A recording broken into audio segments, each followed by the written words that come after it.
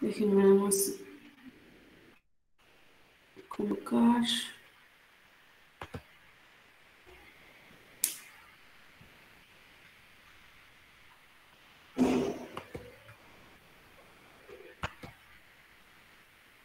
Que si no luego se lenta esta computadora.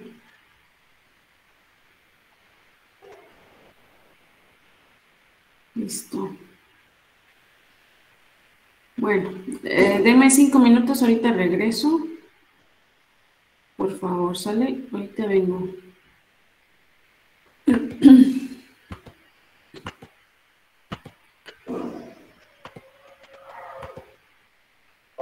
Nos quedamos en... Esto lo vamos a ver otra vez porque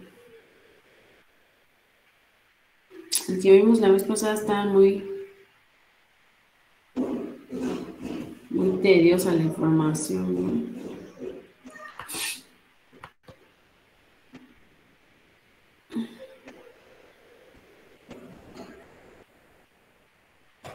Bueno, voy a subir. Permítanme. Este Valentín no se calla. Es que según no sé qué fecha es 22. Según no sé. Según no sé. No, según no sé. 21, 22.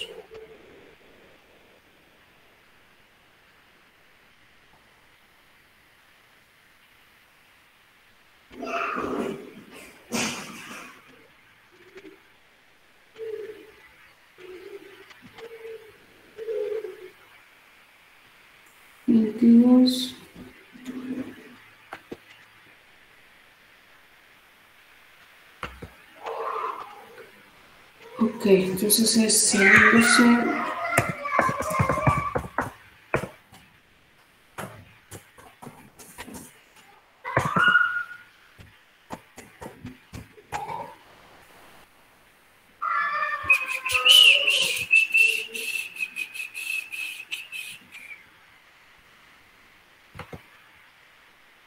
¿Cómo? Bueno, vamos a hacer al ratito mejor. Listo.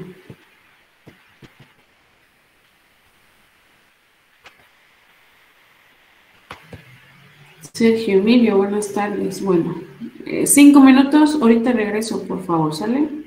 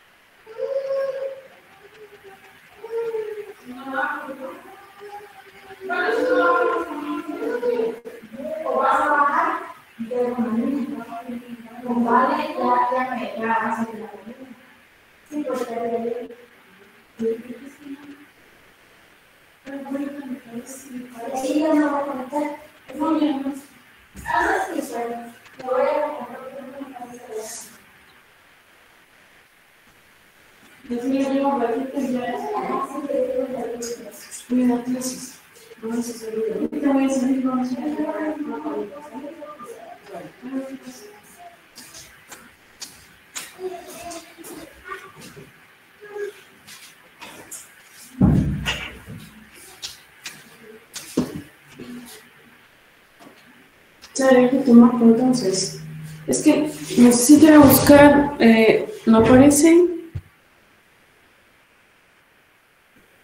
Bien.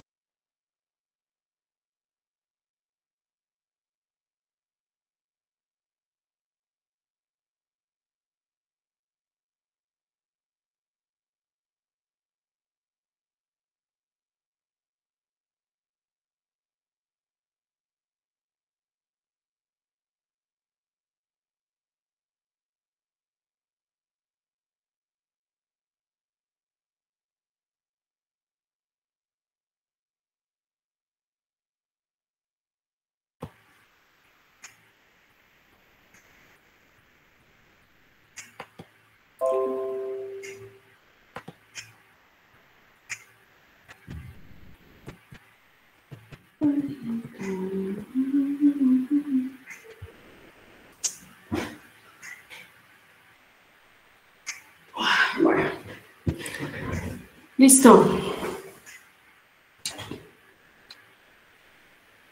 Bueno, en la clase pasada estuvimos viendo lo que son las glucoproteínas o glicoproteínas de la superficie celular. Estuvimos también viendo los principales monosacáridos, los principales disacáridos y los principales polisacáridos.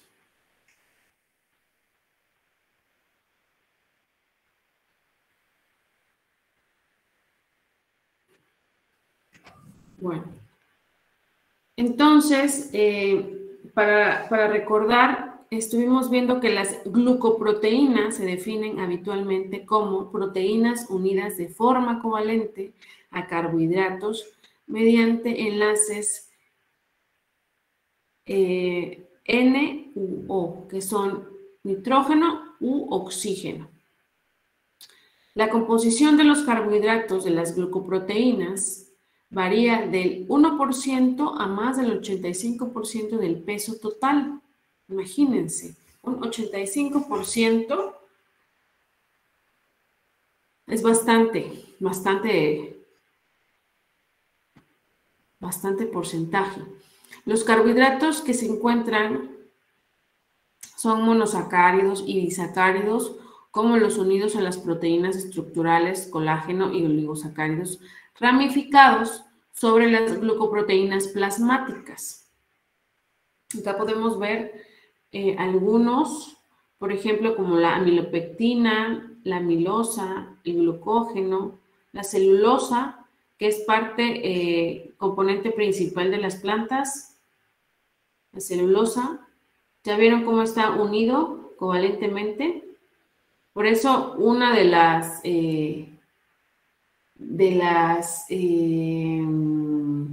material orgánico que les cuesta un poco descomponer a las bacterias son este tipo de compuestos biológicos como la celulosa. La celulosa tienen compuestos, si no mal recuerdo, se llaman recalcitrantes porque son difíciles de descomponer. ¿Por qué? Porque como vemos en la figura, molecularmente se ve así. Entonces, ¿ya vieron? Para descomponer esto es como si fuera una malla, ¿no? Para descomponer esto a nivel molecular está un poco complicado, ¿sí?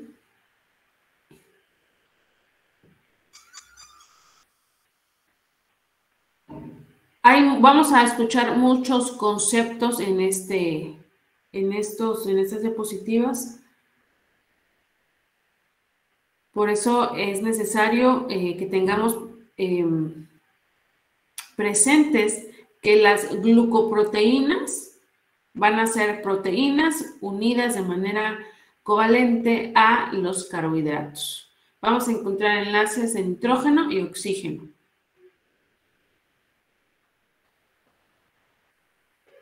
A veces se considera que las glucoproteínas incluyen a los proteoglucanos por razones estructurales, pero se van a considerar de forma separada.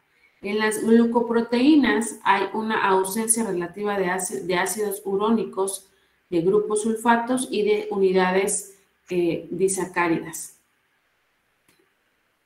Es por esto que no se le incluye a los proteoglucanos dentro de las glucoproteínas. Algunas funciones de las glucoproteínas son, por ejemplo, que están de manera ubicuas dentro de los seres humanos. ¿Qué quiere decir? Que van a ser sustancias que van a ser imprescindibles para la vida. Sí o sí tienen que estar dentro de los seres vivos. Estas glucoproteínas se encuentran en las células en formas solubles y unidas a la membrana y en los líquidos extracelulares, como lo hemos visto en las diapositivas anteriores, lo que vamos a ver ahorita en un pequeño video. Los animales vertebrados, en especial, poseen abundantes glucoproteínas. Entre estas sustancias se encuentran las proteínas transportadoras de metales, como la transferina y la ceruloplasmina, los factores de la coagulación de la sangre y muchos de los componentes del complemento, en donde las proteínas que participan en la destrucción celular durante las reacciones inmunitarias. Si ustedes colocan glucoproteínas dentro del Google, les van a arrojar varios sitios en donde pueden leer el virus de SARS-CoV-2, de coronavirus. ¿Por qué? Porque estas glucoproteínas tienen que ver en en el proceso de reacciones inmunitarias con respecto a cuando en el organismo entran virus o bacterias que son patógenas para el ser humano. Por eso, si ustedes ponen glucoproteínas en el Google, les va a desplegar información sobre el virus, el coronavirus. Y también dentro de algunas hormonas van a fungir como glucoproteínas. ¿Ok? Dentro de estas glucoproteínas, repetimos, encontramos proteínas que van a participar en la destrucción celular durante las reacciones inmunitarias. ¿Esto qué quiere decir? Que vamos a encontrar glucoproteínas que van a servir como protectoras para el ser humano y destructoras para virus como el coronavirus. ¿Sale? Que estamos viendo ahorita. Acá podemos ver algunas glucoproteínas que se encuentran en los seres vivos.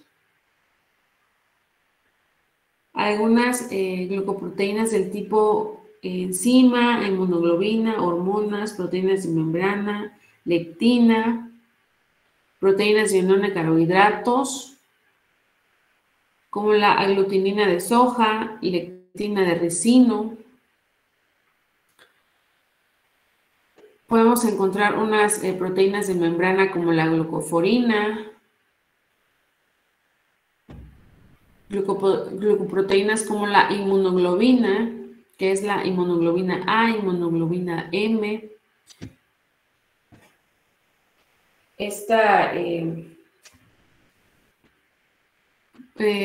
Podemos encontrarla también como enzima.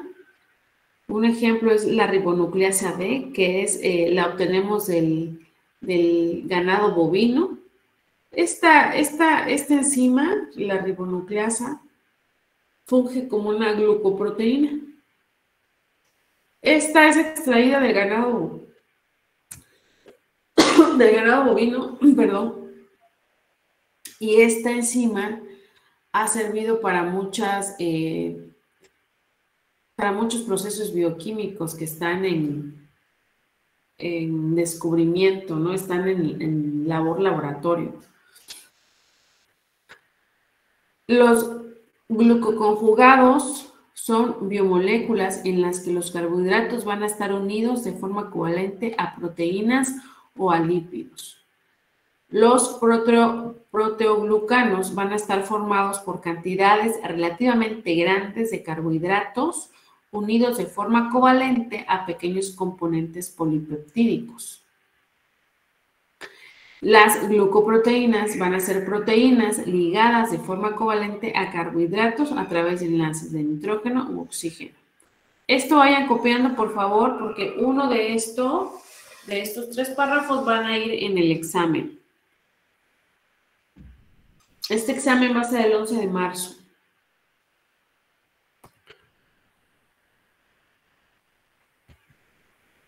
Bueno, dentro de estos temas es importante mencionar lo que son las reacciones de los monosacáridos. Los grupos carbonilo e hidroxilo de los azúcares pueden experimentar varias reacciones químicas. Entre las más importantes están la oxidación, la reducción, la isomerización y la esterificación. Y no menos importante, la formación de glucósidos y la glucosilación. Las más importantes están la oxidación. En presencia de agentes oxidantes de iones metálicos como el cobre 2 positivo y de determinadas enzimas, los monosacáridos se van a oxidar con facilidad.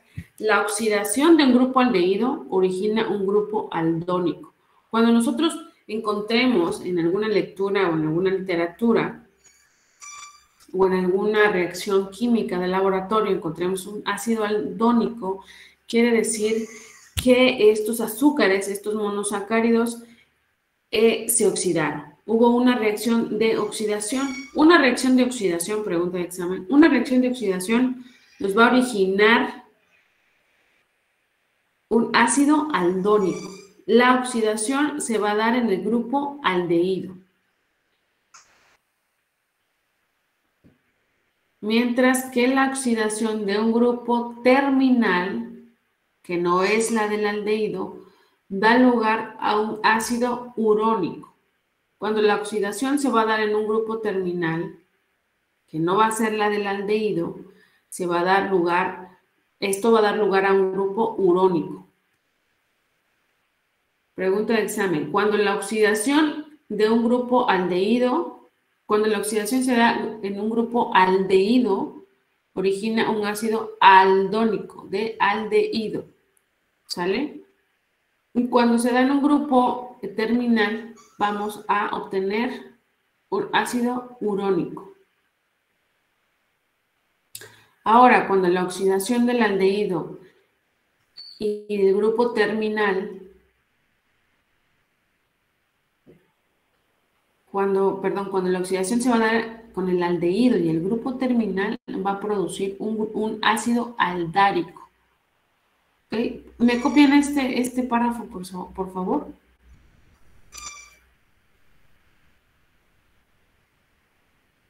Entonces, los grupos carbonilo de los ácidos aldónicos y de los ácidos urónicos puede reaccionar con un OH de la misma molécula para formar un éster cíclico conocido como lactona. Cuando veamos una lactona, quiere decir que ya hubo antes una oxidación con un grupo OH.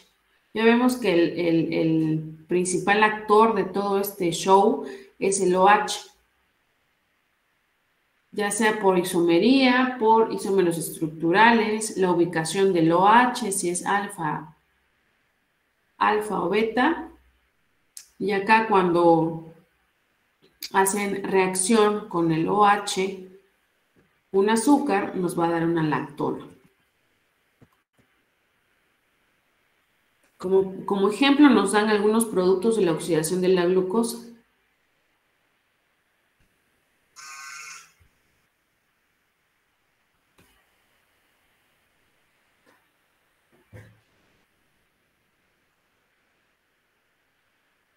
Aquí podemos ver un ácido aldónico, puede ser el ácido D-glucónico, derivado de la glucosa. Y aquí podemos ver el D-glucoalfa-lactona, que ya son productos de oxidación.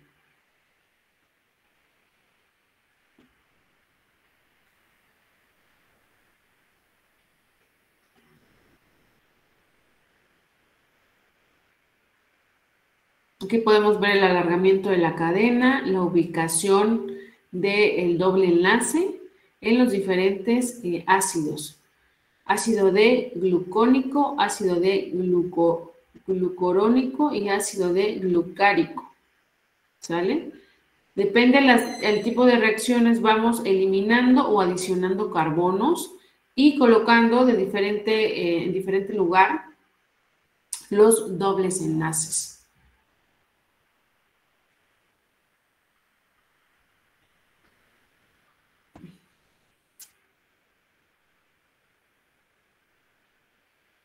¿Listo?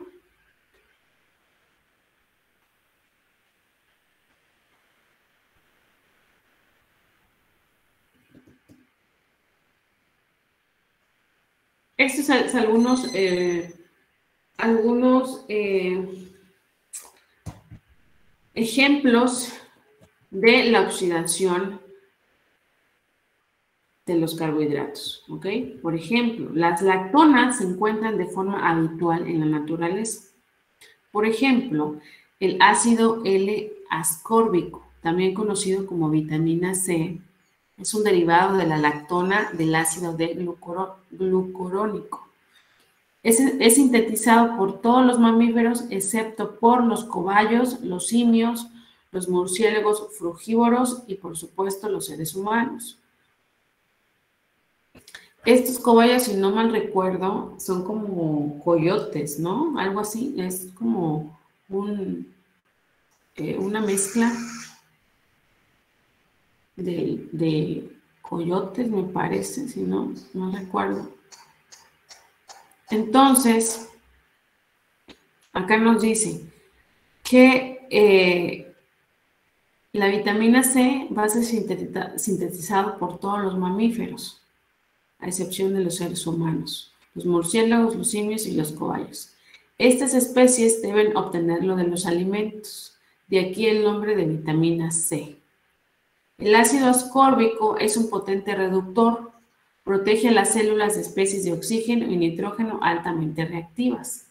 Por eso, cuando nosotros compramos maquillajes o tomamos pastillas de vitamina C, esta vitamina C nos ayuda a bloquear los radicales libres que producen el envejecimiento o las arrugas prematuras en las mujeres. Por eso la vitamina C es muy importante porque es una vitamina que no sintetiza el ser humano. Entonces, por eso es muy importante la alimentación con la vitamina C y por aparte tomar pastillas o algunos nutrimentos que contengan la vitamina C para evitar los radicales libres en el cuerpo. Los azúcares pueden ser oxidados por agentes oxidantes débiles como el reactivo de Benedict.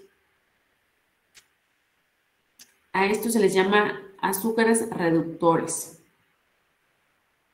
¿Cómo vamos a saber si algún componente o algún compuesto es azúcar?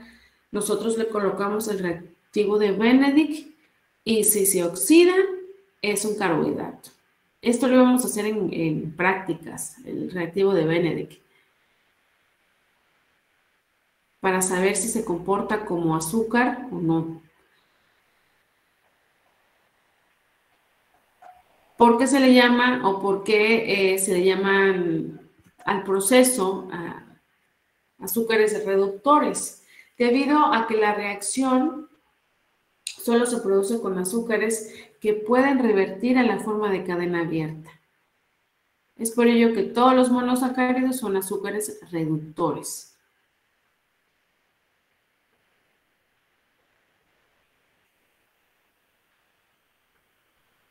Ya vimos algunos ejemplos de los azúcares de los monosacáridos.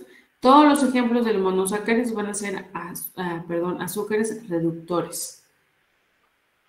Entonces acá dice que el reactivo de Benedict, sulfato de cobre 2 en una solución de carbonato de sodio y citrato de sodio, se reduce por el monosacárido de glucosa. La glucosa se oxida para formar la sal del ácido glucónico, que vemos acá.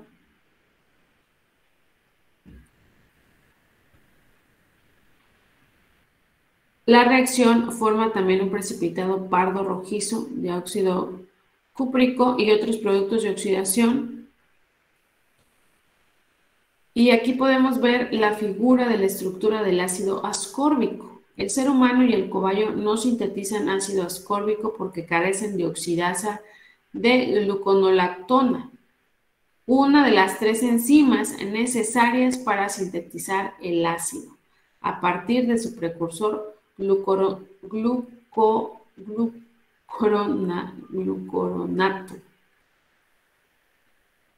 No sé si se acuerdan que les comentaba que los signos bioquímicos por ejemplo, para obtener el ácido palmítico, si nosotros no tenemos alguna enzima que es específica para el ácido palmítico, no lo podemos producir. Entonces, las enzimas vienen a ser un concepto muy importante en la química orgánica 3, porque si nosotros no tenemos o no contamos con esa enzima específica, esa reacción no se puede llevar a cabo. Ese ciclo bioquímico no se puede hacer. Por eso nosotros no podemos sintetizar ácido ascórbico, lo tenemos que obtener de los alimentos o directamente como vitamina C. ¿Por qué? Porque no contamos con esa enzima que nos ayuda a sintetizar el ácido ascórbico. Aunque contemos con el precursor es la molécula que nos va a ayudar a sintetizar ese ácido. ¿no? Entonces, si nosotros no contamos con una de las 3 enzimas que se necesita, no podemos sintetizar. Por eso es importante lo que vemos en biosíntesis de lípidos, cuando les mencionaba que si nosotros no tenemos alguna enzima específica para esa reacción, no se puede dar. Por eso es muy importante que ustedes conozcan, que ustedes entiendan un poquito de la biosíntesis, de las rutas metabólicas, para que puedan entender de dónde nace esas moléculas, de dónde, ¿no? ¿A qué se le llama precursor? ¿A qué se le llama sintetizar el ácido? ¿A qué le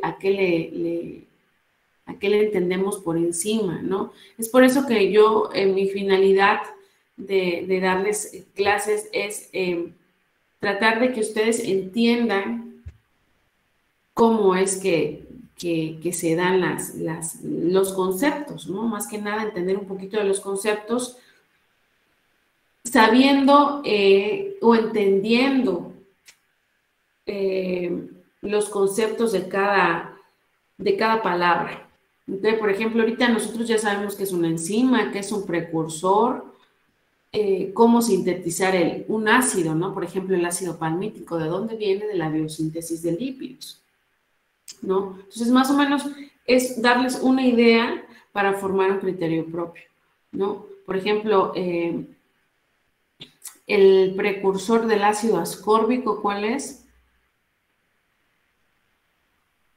El glucoronato, ¿no? Es el precursor del ácido ascórbico. Ya sabemos que si nosotros no contamos con esto, no podemos sintetizar ácido ascórbico.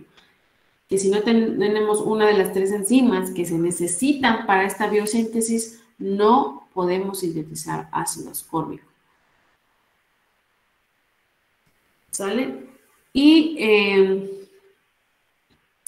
con respecto a la reacción de oxidación, de una manera cualitativa, podemos hacer también algunas reacciones. Si nosotros le colocamos algún reactivo, por ejemplo, el de Benedict, en este caso la glucosa se va a oxidar,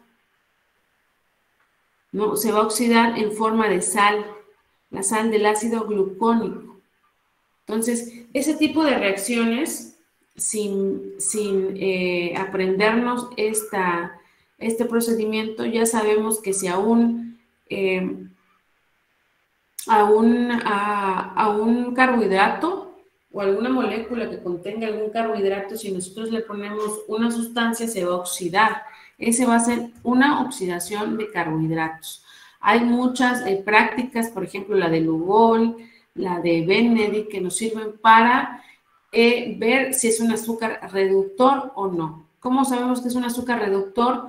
Pues aquí nos dice que todos los monosacáridos son azúcares reductores. ¿Cuáles son esos azúcares reductores? Ya lo hemos visto también. Entonces, todo eso es cuestión de relacionar un poquito los conceptos. ¿Sale? Dentro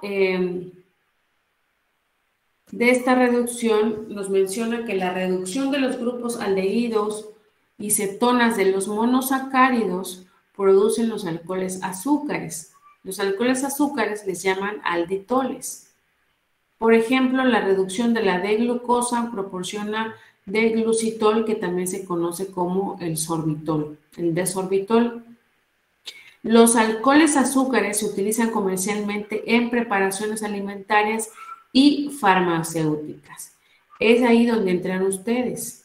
Por eso es importante que conozcan ustedes los carbohidratos, cómo se clasifican los carbohidratos, cuáles son los monosacáridos más importantes, los disacáridos más importantes, los polisacáridos más importantes, cuáles son las reacciones de estos carbohidratos, porque dentro de estas reacciones, por ejemplo, de oxidación, de reducción, podemos ver los resultados, los productos que nosotros vamos a obtener de esas reacciones. Tenemos la reacción de oxidación, la reacción de reducción, en donde nos menciona que la reducción de los grupos aldehído y cetona de los monosacáridos van a producir alcoholes, azúcares llamados alditoles.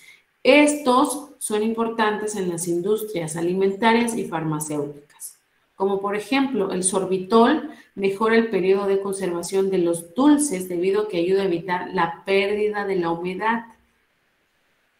La adición de jarabe de sorbitol a las frutas edulcoradas de forma artificial envasadas en latas reduce el regusto desagradable del edulcorante artificial sacarina.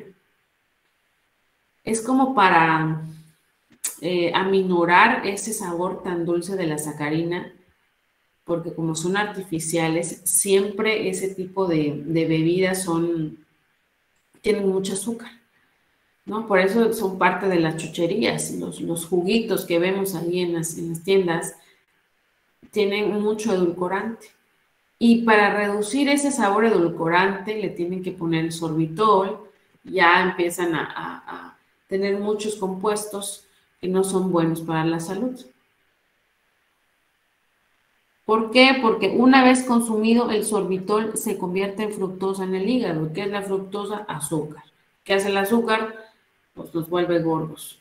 Y si estamos gorditos, estamos propensos a tener diabetes. Entonces, otra de las reacciones importantes es la isomerización. Los monosacáridos van a experimentar varios tipos de isomerizaciones. Por ejemplo, tras varias horas, una solución alcalina de D-glucosa también contiene D-manosa y D-fructosa. Ambas isomerizaciones implican un desplazamiento intramolecular de un átomo de hidrógeno y una nueva ubicación del doble enlace. Esto ya es un poco bioquímico, ¿no? Por eso no nos vamos a adentrar mucho a este tipo de procesos, pero es importante que sepan qué es una isomerización, una reacción de isomerización.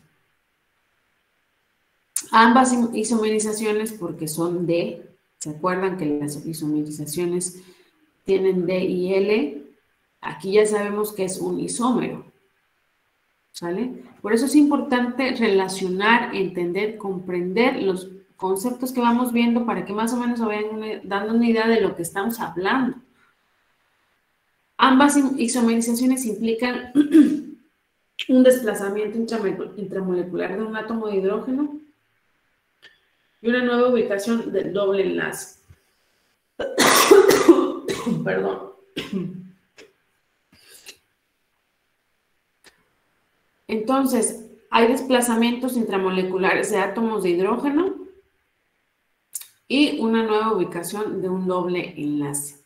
El intermediario que se forma se denomina enodiol. La transformación reversible de la glucosa en fructosa es un ejemplo de interconversión aldosa-cetona. Entonces, la conversión de glucosa en manosa se denomina epimerización debido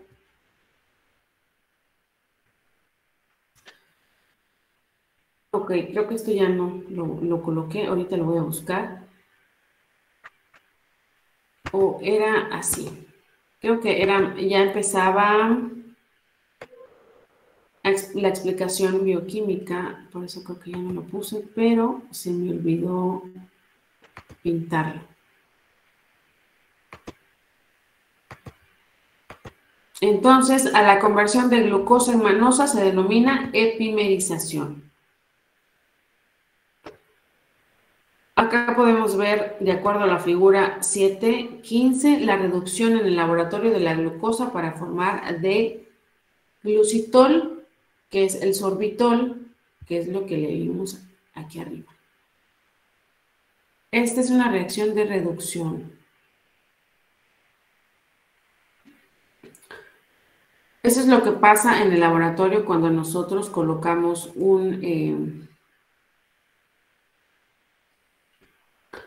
colocamos el sorbitol para obtener la D-glucitol. Le colocamos una sustancia reductora y es lo que vamos a obtener. Dentro de estas reacciones de los carbohidratos está la esterificación. Como todos los grupos OH libres, los de los carbohidratos pueden convertirse en ésteres por reacciones con ácidos.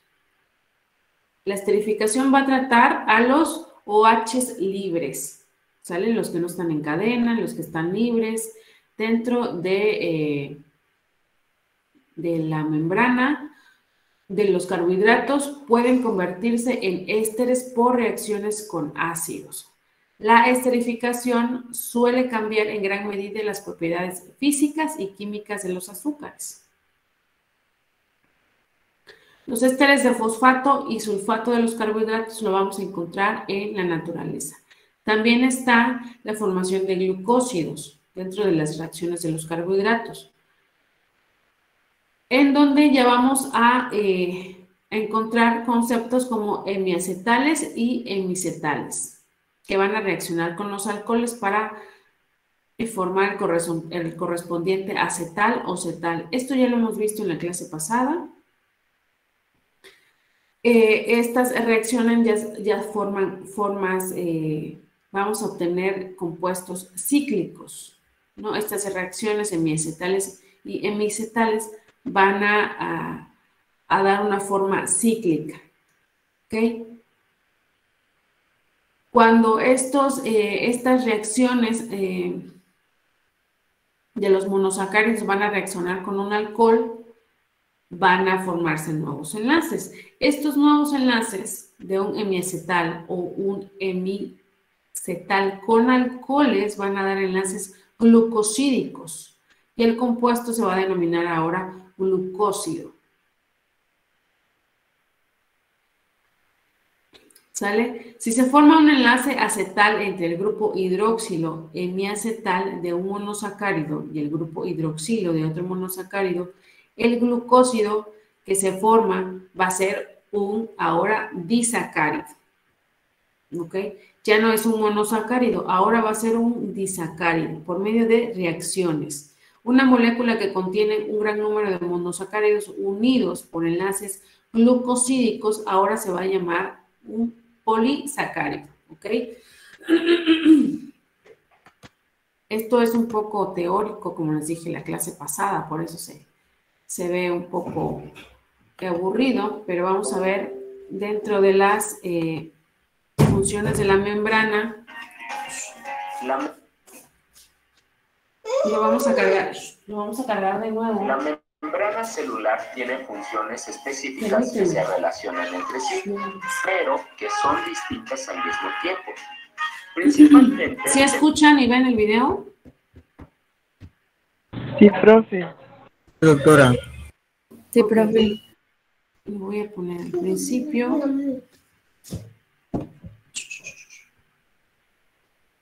Y déjenme ver si lo...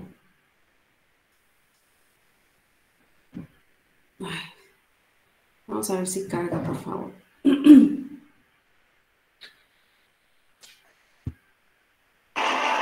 Listo.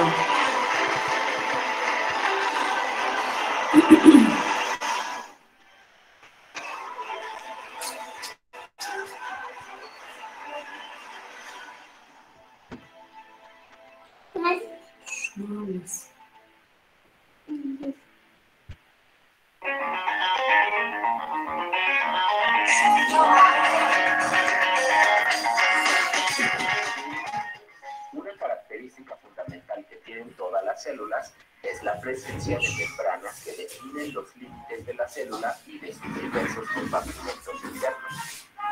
Es importante mencionar que la membrana celular tiene funciones específicas dependiendo de su composición y que son muy importantes de conocer, como lo son el transporte de sustancias específicas, la síntesis de moléculas específicas y la comunicación celular, entre otras.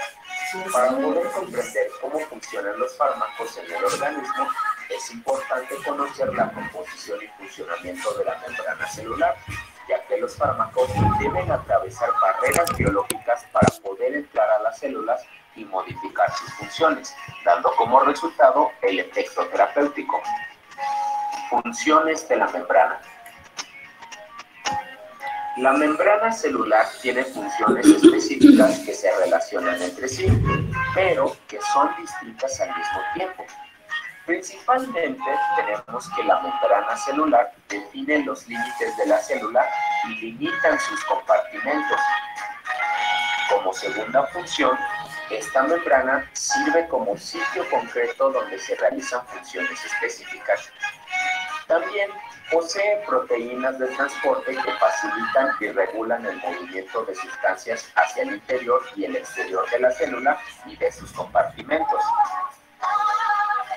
La membrana contiene receptores específicos para producir señales específicas a partir de un ligando específico. Y por último, tenemos que estas membranas tienen la composición específica para la comunicación celular. La primera función es la de membranas de permeabilidad. Esta función es la más obvia, ya que se definen los límites de la célula y sus compartimentos, así como servir como una barrera de permeabilidad. El interior de la célula está protegido del exterior para mantener las sustancias y unidades fundamentales de funcionamiento bajo resguardo, así como también evitar que las sustancias no deseadas entren a esta. Esta barrera es del tipo hidrofóbica, de modo que se regula la entrada de iones y sustancias hidrofílicas. Solo entran sustancias del tipo hidrofóbicas, es decir, aquellas que pueden fácilmente atravesar la membrana debido a las propiedades apolares de la misma.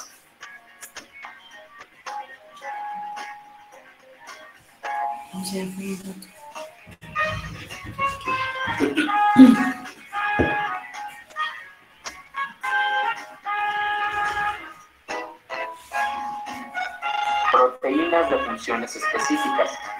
Las membranas celulares contienen proteínas que cumplen con funciones específicas, principalmente para regular la entrada y salida de sustancias en la célula. Estas proteínas son del tipo transmembranal, es decir, atraviesan a la membrana desde el interior hasta el exterior de la célula, funcionando en muchos de los casos como un canal que regula las sustancias intra y extracelulares. También estas proteínas tienen otras funciones específicas como lo son la síntesis o degradación de ciertas sustancias. Por ejemplo, en el proceso del dolor e inflamación, la proteína llamada ciclooxigenasa 2, COX2 por sus siglas, que es transmembranal, funciona específicamente como una enzima. Esta enzima, al ser activada por el ácido araquidónico, es capaz de liberar las sustancias encargadas del dolor y la inflamación, como lo son los leucotrienos, tromboxanos, prostaciclinas y prostaglandinas. La membrana posee receptores con ligandos específicos, es decir, estos receptores solo se activan por medio de sustancias muy específicas que desencadenarán una cascada de señalizaciones internas a través de segundos mensajeros para que se cumplan funciones específicas dentro de la célula y esta a su vez cumplan una función específica como unidad fundamental de funcionamiento.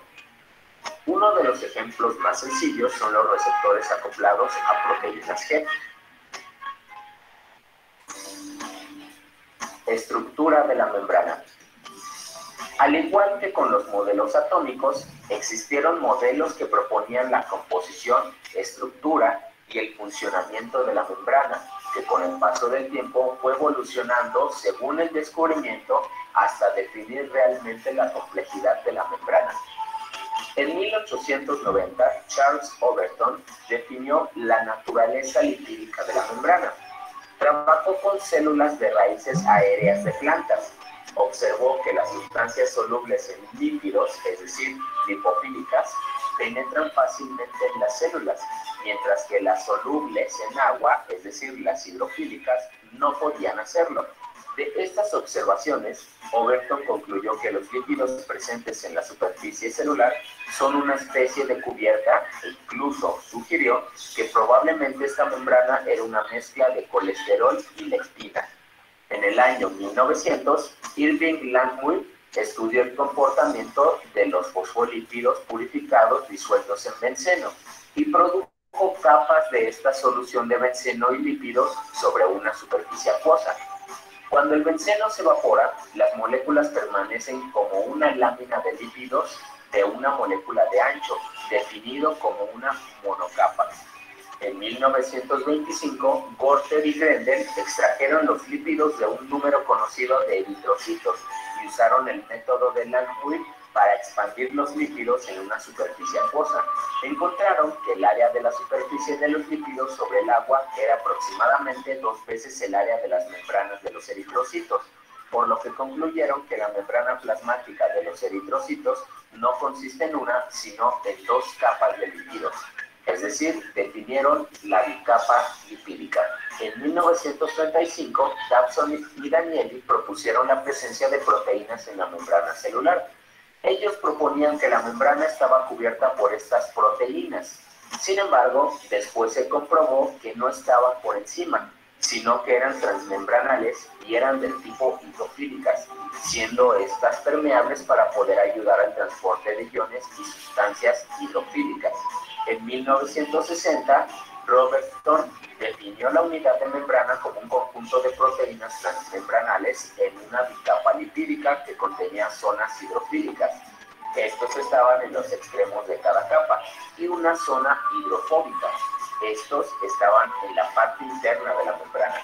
En 1972, Singer y Nicholson definieron el primer modelo de mosaico fluido de la membrana, es decir, la membrana es fluida debido a la composición de la capa lipídica y las proteínas que permiten un movimiento de la membrana, y al mismo tiempo tiene esa rigidez que le permite asegurar su composición interna.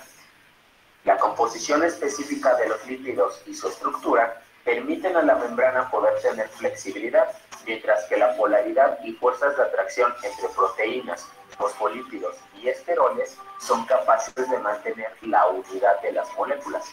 Por último, en 1975, Orwell y Henderson pudieron descubrir la estructura de la mayoría de las proteínas transmembranales a partir de sus estudios con la bacteriorotoxina, con la cual establecieron que las proteínas eran una única cadena peptídica que se pliega a través de la membrana hasta 7 veces, así como también definir que hay proteínas en forma de hélice que atraviesan la membrana, y estas 2 conformaciones principales son las que permiten el paso de sustancias, ya sea de afuera hacia adentro o viceversa. Conozcamos ahora la estructura general de la membrana celular. A continuación, vemos la estructura general de una membrana celular. En ella podemos ver la bicapa lipídica, compuesta por fosfolípidos, es decir, moléculas que poseen una cabeza hidrofílica que está hacia afuera y hacia adentro de la célula, y las colas de lípidos que son hidrofóbicas, las que forman las capas interiores. También podemos ver a las glicoproteínas, las proteínas integrales, las proteínas canal, las proteínas globulares, los glicolípidos y al colesterol. Cada una de estas sustancias tiene una función específica y las proporciones varían en cada tipo específico de célula. Los fosfolípidos son lípidos antipáticos, es decir, poseen una zona hidrofílica y una parte hidrofóbica. La parte hidrofílica está compuesta por un glicerol o esfingosina con un grupo fosfato, y la parte hidrofóbica está compuesta por 2 cadenas lipídicas. El tipo de fosfolípido más común en las membranas plasmáticas animales es la esfingomielina, pero está ausente de membranas plasmáticas de plantas y bacterias, y también de las membranas internas de mitocondrias y cloroplastos. Otro tipo de fosfolípidos son la fosfatidilcolina, fosfatidiletanolamina, fosfatidilserina, fosfatidilinositol y el fosfatidilglicerol. Los ácidos grasos son esenciales para la estructura de la membrana, debido a que sus largas colas hidrocarbonadas forman una barrera hidrofóbica efectiva para la difusión de solutos polares. La mayoría de los ácidos grasos de las membranas tienen entre 12 y 20 átomos de carbono de longitud, siendo especialmente frecuentes los ácidos grasos de 16 a 20 carbonos. Veamos algunos de estos ejemplos. Tenemos al ácido palmítico y al ácido steárico. Son ácidos grasos saturados con 16 y 18 carbonos respectivamente. También tenemos al ácido oleico y linolénico. Son ácidos grasos insaturados con 1 y 2 enlaces respectivamente. El linolénico tiene 28 carbonos. Tenemos también al ácido araquidónico. Este tiene 20 carbonos y 4 dobles enlaces.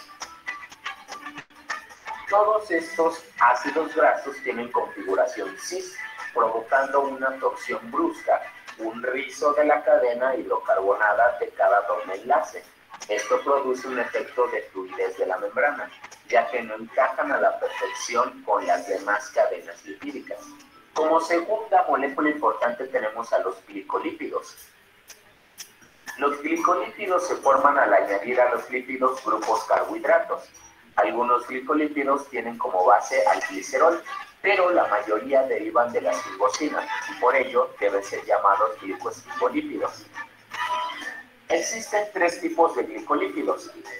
Tenemos a los cerebrófilos, que tienen un azúcar unido al grupo hidroxilo de la ceramida mediante un enlace del tipo beta-glucosídico. Tenemos a los globósidos. Son glicoesfingolípidos con oligosacáridos neutros unidos a la ceramida. Y tenemos también a los gangliósidos. Estos son esfingolípidos complejos, ya que tienen cabezas polares muy grandes formadas por unidades de oligosacáridos cargadas negativamente. Tanto los cerebrósidos como los gangliósidos predominan en las membranas cerebrales y en las células nerviosas. Los gangliósidos expuestos en la superficie de la membrana plasmática también funcionan como antígenos que son reconocidos por anticuerpos en las reacciones inmunológicas, incluyendo reacciones responsables de las interacciones entre los grupos sanguíneos. Por ejemplo, en los grupos sanguíneos A, B, O implican a los glicoesfingolípidos que sirven como marcadores de la superficie celular de los glóbulos rojos. Los esteroles son también uno de los componentes principales de las membranas celulares de las eucariotas, siendo para las células animales el colesterol el principal de ellos, y para las células vegetales son los fitoesteroles como el campesterol, citoesterol y estigmasterol. Parte de las funciones de estos esteroles es la rigidez de la membrana. El colesterol, que es el esterol más común en las células animales, tiene un puente de hidrógeno unido a lo que son los fosfolípidos. De esta manera se conserva también parte de la rigidez de la membrana lipídica. Ahora hablemos de las proteínas de la membrana. Tenemos 2 tipos de proteínas, las proteínas integrales y las proteínas periféricas. Las proteínas de membrana se clasifican de acuerdo a su forma de anclaje a la membrana. Las proteínas integrales de la membrana contienen una o más regiones hidrofóbicas incluidas dentro de la membrana lipídica. Tenemos al menos 4 ejemplos sencillos. Tenemos a las proteínas integrales monotópicas. Unas pocas proteínas integrales de membrana parecen estar incluidas en la membrana por un solo lado de la membrana. Estas son proteínas integrales monotópicas. Sin embargo, la mayoría de las proteínas integrales son proteínas transmembrana que cruzan la bicapa lipídica más de una vez. Tenemos también a las proteínas de paso único. Estas son proteínas integrales monotópicas que cruzan una sola vez la bicapa lipídica. Tenemos a las proteínas multipaso. Las proteínas multipaso o de paso múltiple consisten en un único polipéptido que atraviesa 2 o más veces la bicapa lipídica. Y tenemos a las proteínas multisubunidad. Estos son varios polipéptidos asociados entre sí. Las proteínas periféricas son proteínas demasiado hidrofílicas como para penetrar en la membrana. pero están ancladas a la membrana por uniones electrostáticas y puentes de hidrógeno que las fijan a proteínas de membrana adyacentes o a grupos de la cabeza de fosfolípidos. Tenemos, por ejemplo, las proteínas de superficie interna. Estas están ancladas a ácidos grasos o a grupos prenik, y a las proteínas de superficie externa. El lípido de anclaje más habitual es el GPI, es decir, el glicosil-fosfatidilinositol. Eso ha sido todo en cuanto a la estructura de la membrana celular. Próximamente veremos un video en el que también explicaré cuáles son los mecanismos de transporte de la membrana y la comunicación celular. Muchas gracias. Nos vemos próximamente.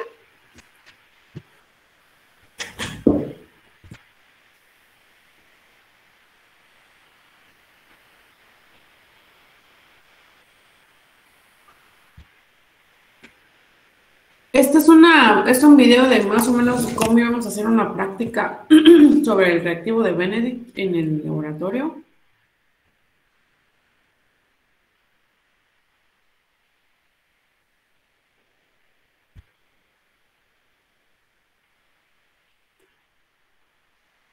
Pero lo vamos a ver ahorita y ahorita vamos a realizar unos ejercicios, ¿sale? ¿Sí se logra ver el video? ¿Sí se escucha bien? Solución del Lugol. ¿Se utiliza como desinfectante? Sí, profe. Gracias, vale. Hoy voy a preparar la disolución del Lugol. Se utiliza como desinfectante y también para realizar la prueba del yodo. Y sirve para detectar la presencia de almidón. Una vez que tenga la disolución, la aplicaré a diversos alimentos para comprobar si contienen almidón. En primer lugar, voy a pesar 1 gramo de yodo.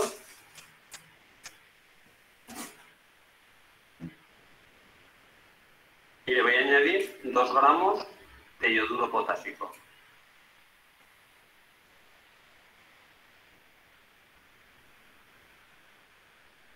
Y ahora añado 50 centímetros cúbicos, o lo que es lo mismo, 50 mililitros de agua destilada. Y lo disuelvo. Ya tengo el Lugol o disolución del Lugol. Solo nos queda pasarla a este frasco con cuentagotas.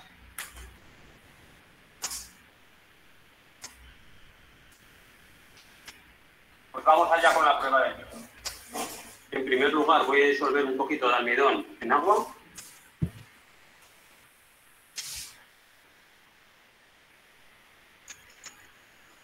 Y ahora voy a poner agua destilada con unas gotas de Lugol en cada uno de estos matraces.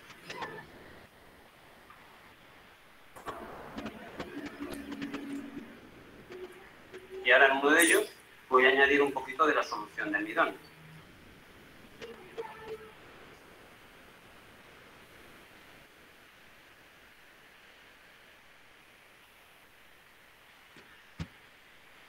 Observad cómo va cambiando el color.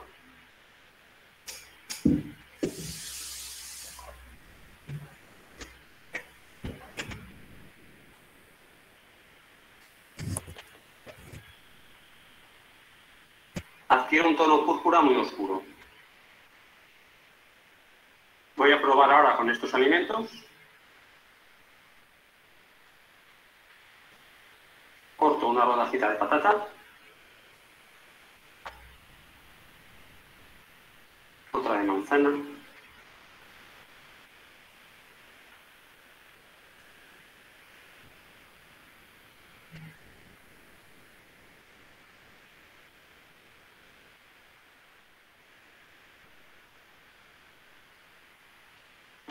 Otra de pan.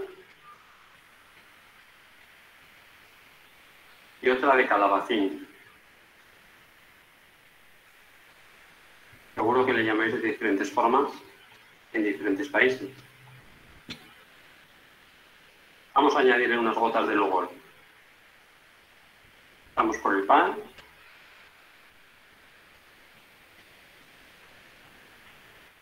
Fijaos el tono que adquiere. La manzana fruta en general, cuanto más madura está, menor cantidad de almidón tiene, puesto que se va transformando en azúcar. Por eso, cuanto más dulce sea una fruta, menos almidón tendrá. Vamos a ver el calabacín.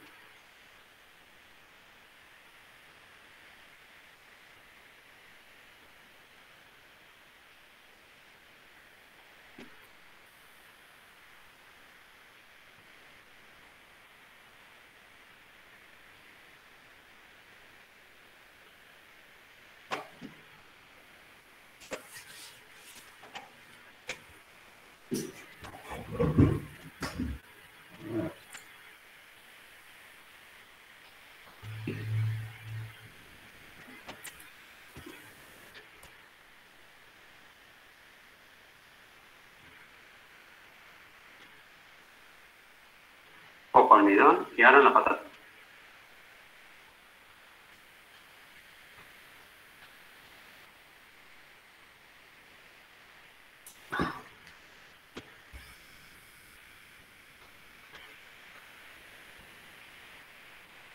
Observad la coloración en el caso de la manzana, que en los extremos tiene una mayor cantidad de almidón que en el centro.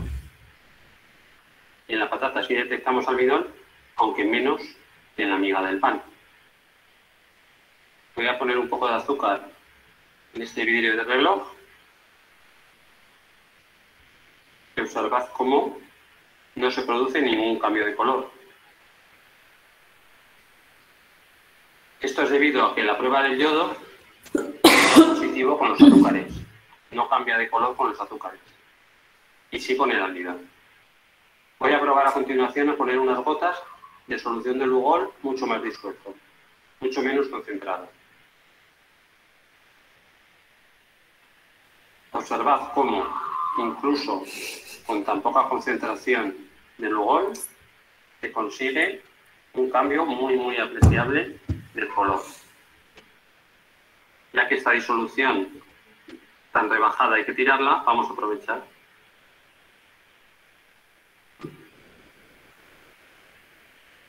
Observad lo espectacular del cambio de color. En caso de que no tengamos a nuestro alcance el Lugol, podemos probar con povidona iodada, que es un producto desinfectante para las heridas. Suele venir, no sé por qué, al menos aquí en España, en botes amarillos. Pongo un poco de agua destilada en cada manzana y añado unas gotas de povidona iodada.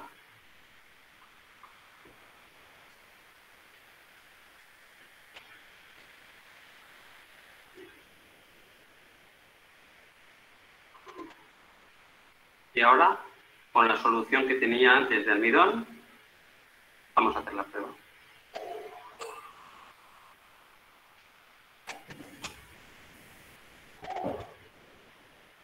Se produce un pequeño cambio, aunque ni mucho menos tan espectacular como en el caso del Lugol. Vamos a probar con el pan.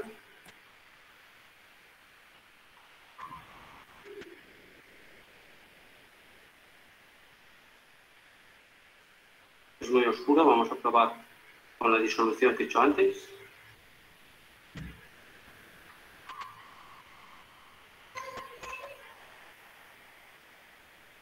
Aquí se aprecia bien.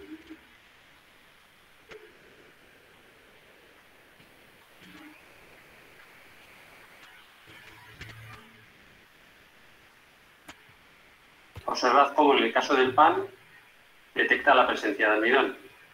Por tanto, se puede utilizar, aunque no es lo ideal, la povidona, pero disuelta en agua. Vamos a ver el caso extremo del almidón puro frente al azúcar con la povidona.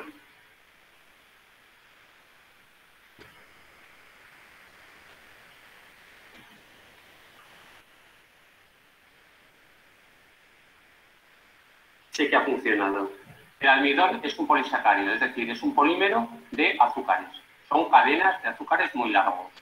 Y estas cadenas tienen una disposición espiral. Los iones de yodo se incrustan dentro de los huecos de estas espirales, produciendo lo que se conoce como complejo de inclusión.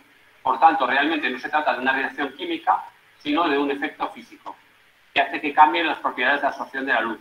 Y por eso lo vemos de ese color violeta oscuro. Espero que os haya gustado. Si es así... Esta es una prueba cualitativa, ¿no?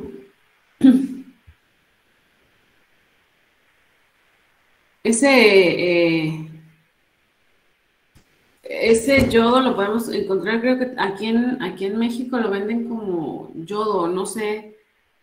Aquí en Chiapas como el frasquito morado que le llaman azul de violeta, pero no es azul de pinta violeta. No sé si a ese se refiere como violeta de gerenciana, profe. Creo que sí. Creo que sí. Podríamos hacer unas pruebas caseras para los azúcares. Ese tipo de pruebas son cualitativas, nos ayudan a ver, a distinguir carbohidratos. No nos han dicho nada todavía de las prácticas, pero podemos ir buscando prácticas caseras con respecto a los carbohidratos, sí son un poquito más fáciles. Los lípidos sí tendríamos que conseguir algunos reactivos para poder hacer las prácticas. Bueno, entonces,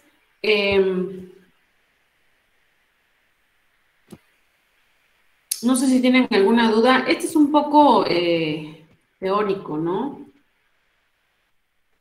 Bastante teórico, diría yo. Lo que hemos estado viendo. ¿Tienen alguna duda sobre esto? Vamos a dar mañana un pequeño resumen.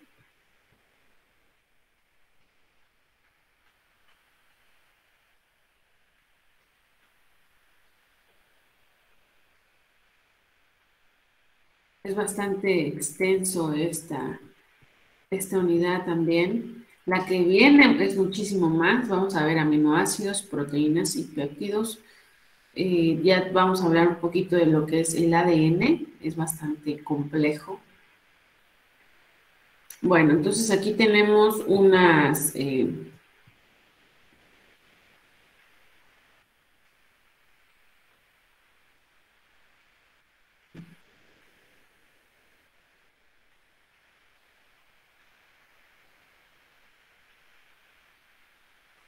unos ejercicios, los que quieran participar para esta unidad de carbohidratos, porque creo que tenemos muy pocas participaciones. Estas participaciones, la mayoría de los chavos no quiere que cuente como parte de su calificación, pero para las personas que salgan bajos en el examen o alguna persona que no cumpla con todas las actividades, las participaciones les pueden ayudar, así como lo hicimos en química analítica el semestre pasado. ¿Vale? Entonces, tenemos la segunda ronda de participaciones. Los que gusten participar, damos 5 minutos, por favor. Entonces, sería 22 de febrero. El tercero es carbohidratos.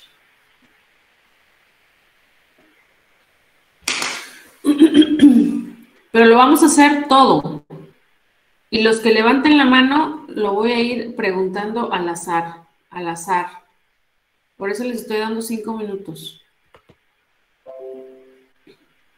Esas participaciones van a ir al azar, no de acuerdo al que vaya levantando la mano, la primera, el segundo, no. Aquí levanten la mano y yo les voy a ir preguntando. Por eso necesito que lo hagan todos y contesten todas las preguntas, porque es más fácil acordarnos de los conceptos, ¿sale? Son entonces, acaba de haber una participación para a ver quién le toque, ¿no? Esto es fácil, por eso le voy a contar como una participación. Va a ser 1, 2, 3, 4, 5, 6, 7, 8, 9, 10 y 11 participaciones.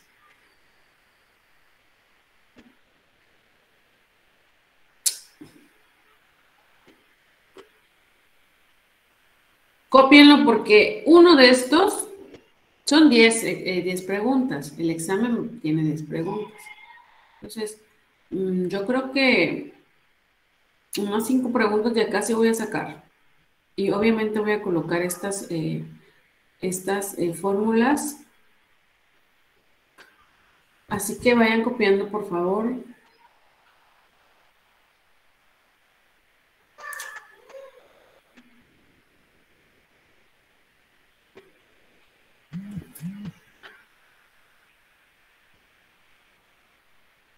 Y si escuchan una vocecilla por ahí es Valentín, no lo llevé el kinder porque anda estornudando un poco. Así que no hagan caso omiso a esos grititos, por favor. Y disculpen, pero es difícil poder que un niño de 3 años te haga caso, ¿no? Poder controlarlos, por favor. Entonces, bueno, me voy a callar y les damos 5 minutos, por favor. Cualquier cosa me avisa.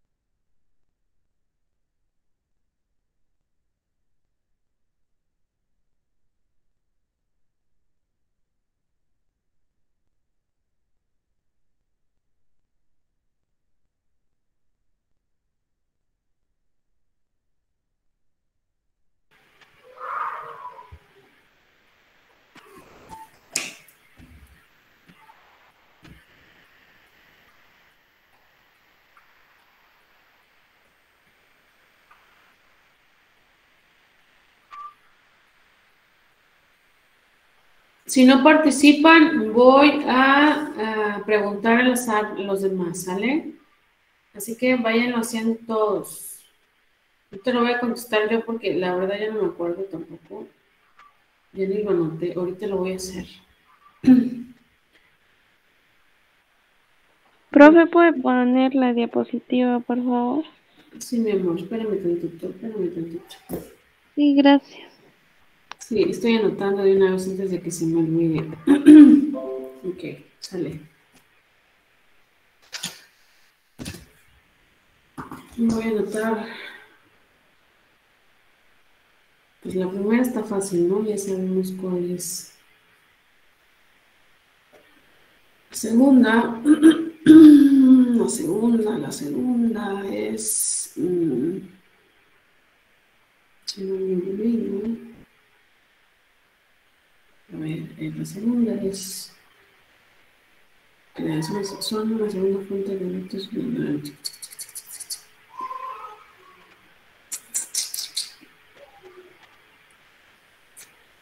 Creo que azúcares se repite 2 veces, ¿no? Por eso lo puse 2 veces. Uy, esta propiedad de un objeto de no ser superponible. No me acuerdo.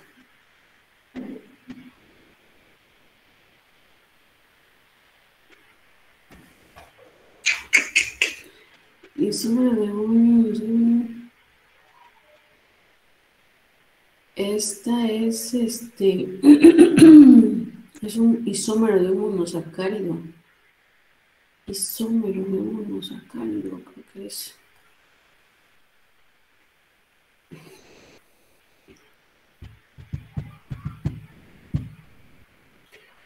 Esto es un... 1, 2, 3, 4, 5 es... verdes, compuestos químicos.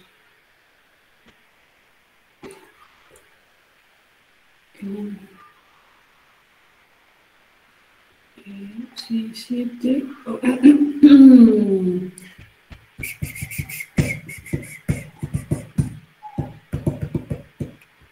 No, ya no me acuerdo.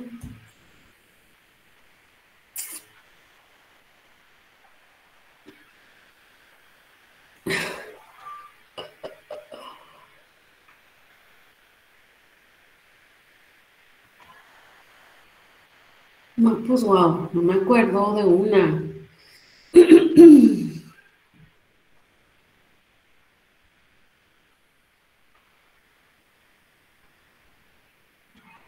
A ver si... ¿Qué me faltó? Ponerles número.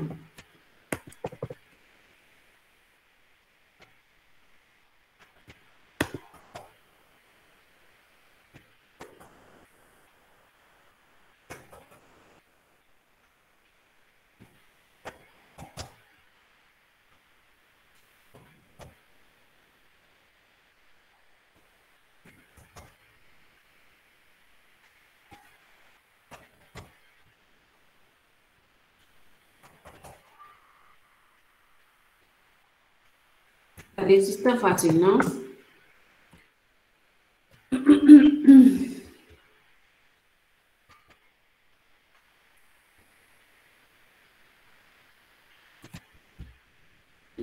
La 8, la 9, la 10 es...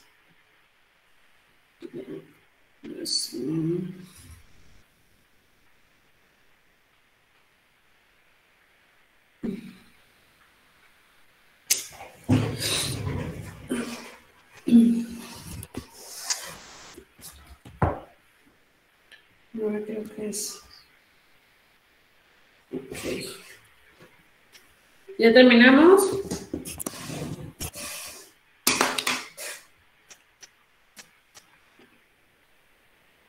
Y estas, sí se acuerdan, ¿no?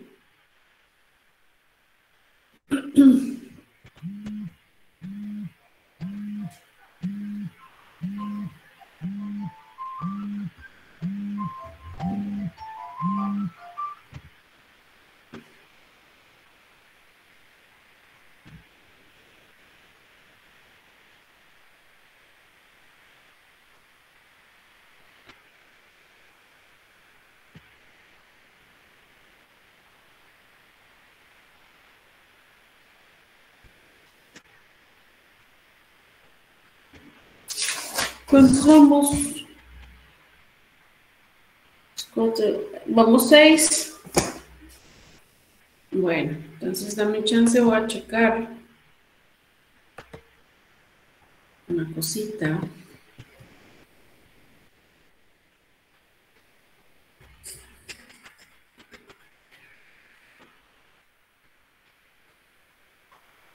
Ay, Dios.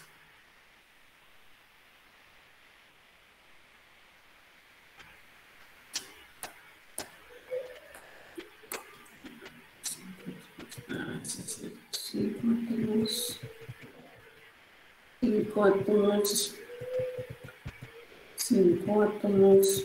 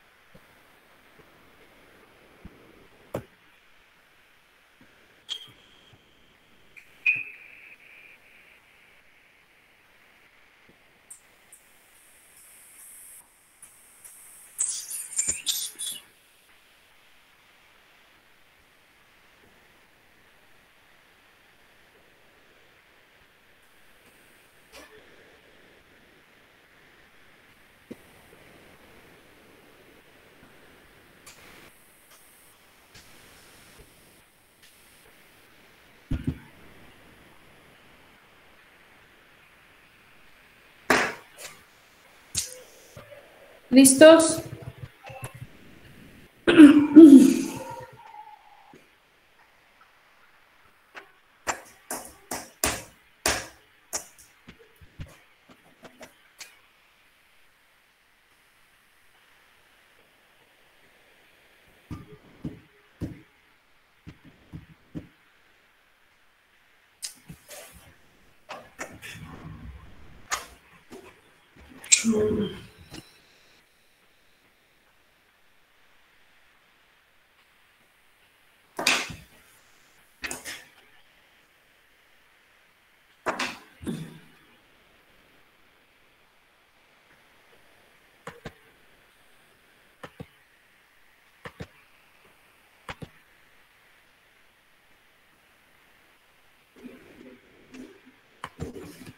Bueno, ahorita Mercedes, no sé.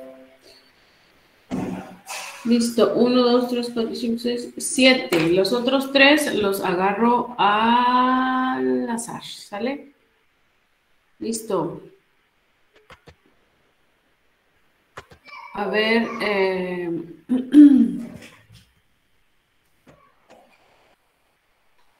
a ver, Eduardo, la primera. Léemelo, por favor. Sí, profe. Son biomoléculas compuestas por carbono, hidrógeno y oxígeno, cuyas principales funciones son el brindar energía inmediata y estructural. La glucosa y el glucógeno son las formas biológicas primarias de almacenamiento y consumo de energía. ¿Cuál es entonces? Carbohidratos. Excelente. Carbohidratos.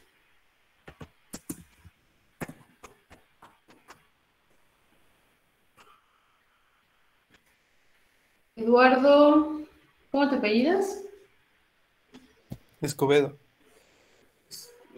Excelente, gracias Eduardo. A ver, Brian, la segunda.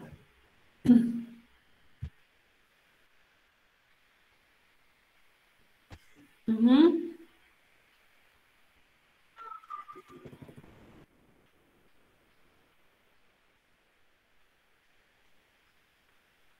No, está equivocada tu respuesta. Sí. No, Brian.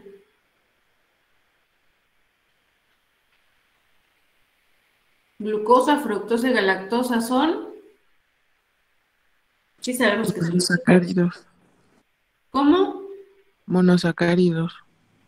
Ok, Brian. ¿Eres Brian?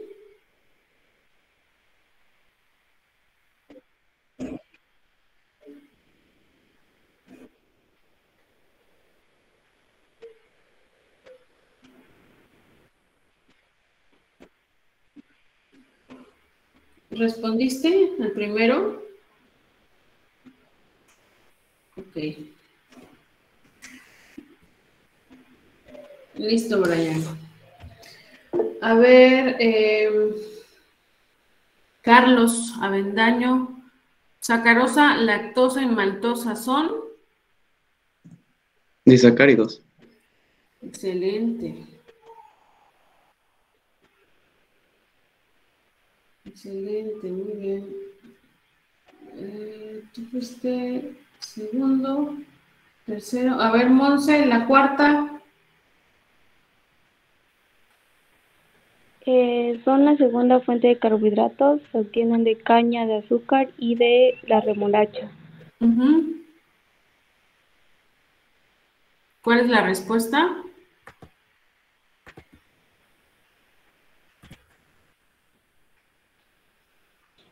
¿Azúcares? Excelente. Ujú.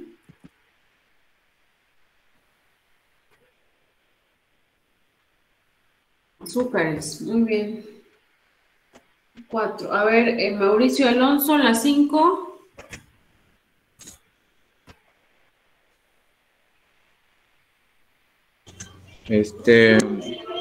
Propiedad de un objeto de no ser superponible con su imagen especular, perdón. Como ejemplo sencillo, la mano izquierda humana de un no es superponible con su imagen especular la mano derecha. Ajá, ¿cuál es?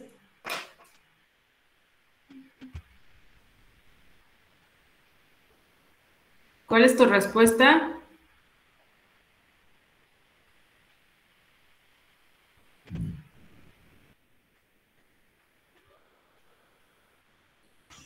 Quiralidad.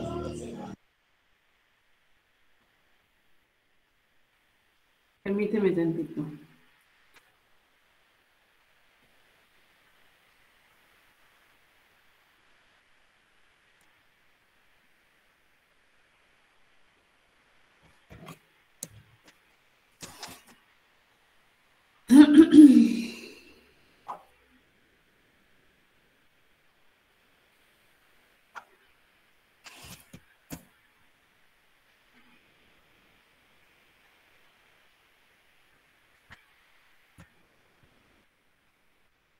Excelente. Mauricio, es la 5. Ok. A ver, Valeria, la 6.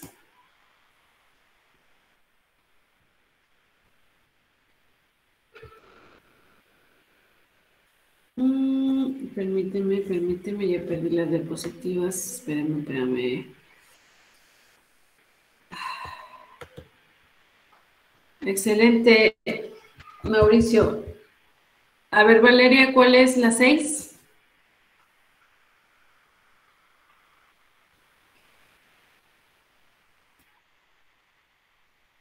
Ay, perdón. Avíseme, pues, colochos. A mí ya se me va la onda. Ay, tanta información, cada vez se me va la onda. Pero no lo tienen pues copiado en su cuaderno, la 6, Valeria.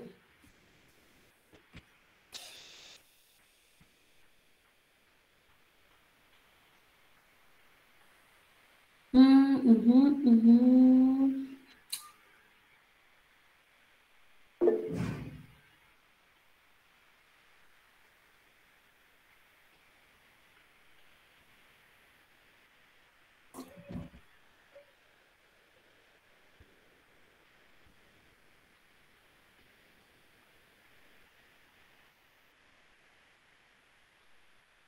Valeria, ¿sí me escuchas?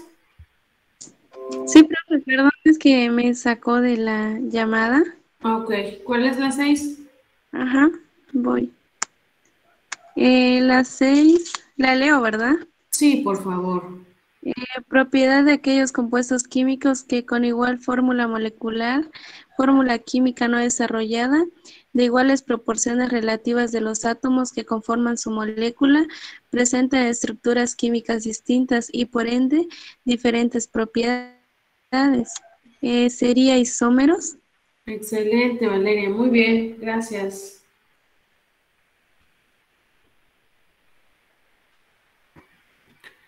A ver, la 7. ¿Quién falta? Alan. Alan, F.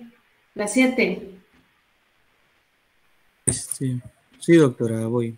El isómero de un monosacárido de más de 5 átomos de carbono que ha desarrollado una unión hemiacetálica, lo que le permite tomar una estructura cíclica y determinar dos posiciones diferentes para el grupo hidroxilo A o B, según sea su orientación bajo el plano o sobre el plano de una proyección. ¿A número? Excelente. Muy bien, Alan.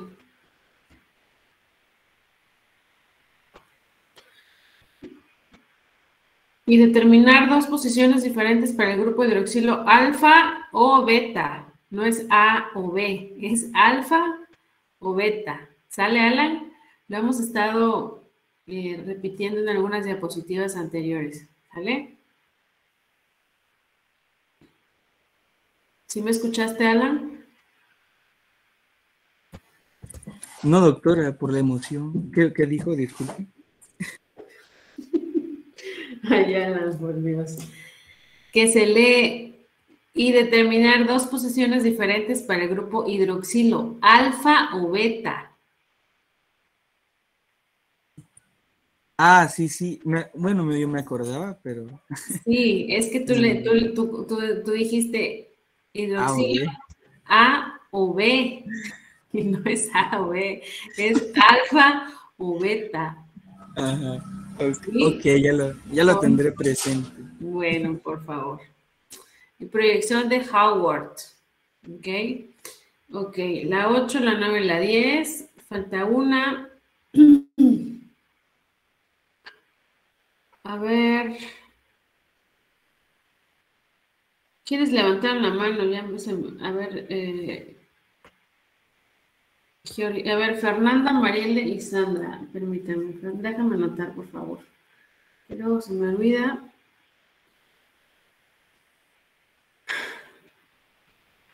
Ocho, 9, 10, 11. Diana, ok. Diana, ok. Listo. Entonces, la 8, Fernanda. Sí, profe. La 8. A ver, dime la 8, ¿cómo queda? Isómeros ópticos son una clase de estereoisómeros tales que en la pareja de compuestos la molécula de uno es imagen especular de la molécula del otro y no son superponibles. ¿Son enantiómeros? Excelente. Muy bien. Vaya copiando todos o si esperan al video que yo lo suba. Muy bien, Fernanda. Tocó la 8. Es que todo lo anoto porque si no luego se me olvida. Disculpen. Ok, a ver. Marieli, la que sigue.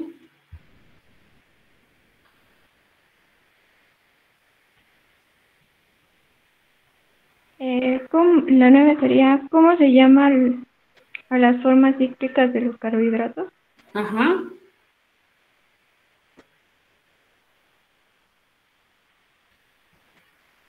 ¿Cómo se llama?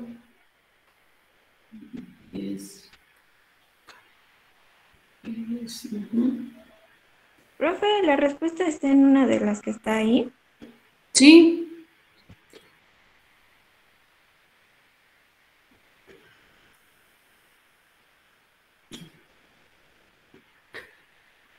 ¿Qué es lo que hemos estado viendo cuando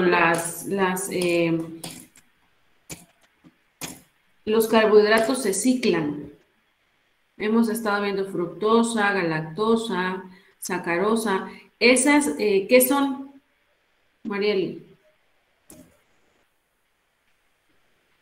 ¿Los carbohidratos qué son? La fructosa y la galactosa. Sí, pero... azúcares. Excelente. ¿Cómo se llaman las formas cíclicas de los carbohidratos? Azúcares. Muy bien, Marieli. A ver, Sandra, la 10.